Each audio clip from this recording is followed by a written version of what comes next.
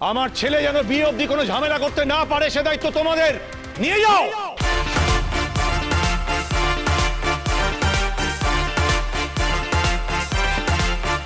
পারুল, আমার মন বলছে আমার পারুল আসবে। তোমরা আমার পারুলকে চেনো না। বাবা, ও বাবা,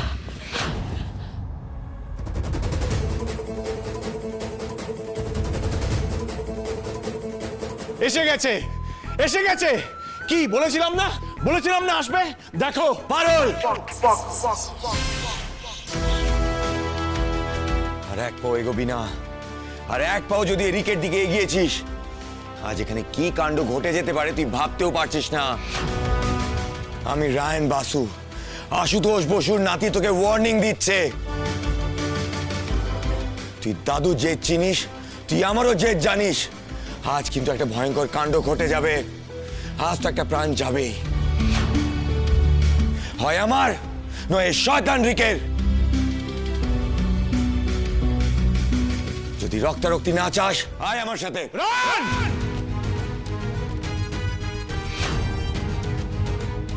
কোন সাহসে তুমি আমার কন্যার হাত ধরে টানতে টানতে নিয়ে যাও? এত সাহস হয় কি করে তোমার? কে তুমি? আমি তোমার ছেলে বাবা। আজ আমি কন্যার পিতা, কোন ভীতু দ্বিধাগ্রস্ত পুত্রের পিতা নই আমি। আজ আজ আমার কন্যার প্রতি অধিকার দেখানোর তোমার অন্তিম সুযোগ। তুমি এইভাবে কথা বলছো কেন? বেশ করছি।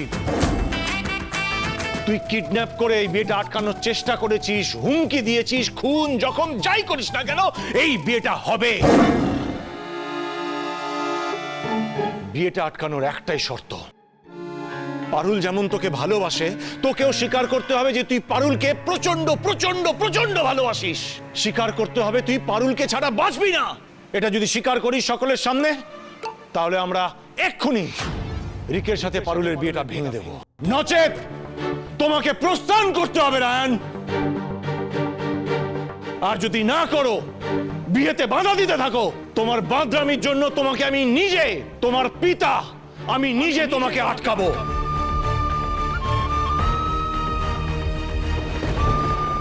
বুঝেছি। তুমি বললে না তো যে তুমি পারুলকে ভালোবাসো?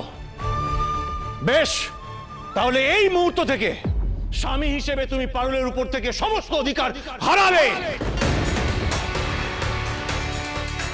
পারুল আর তোমার নেই রায়ন।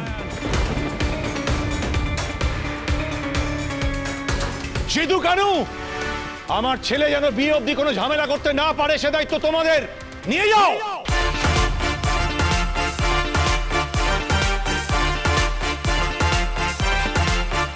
পারুল।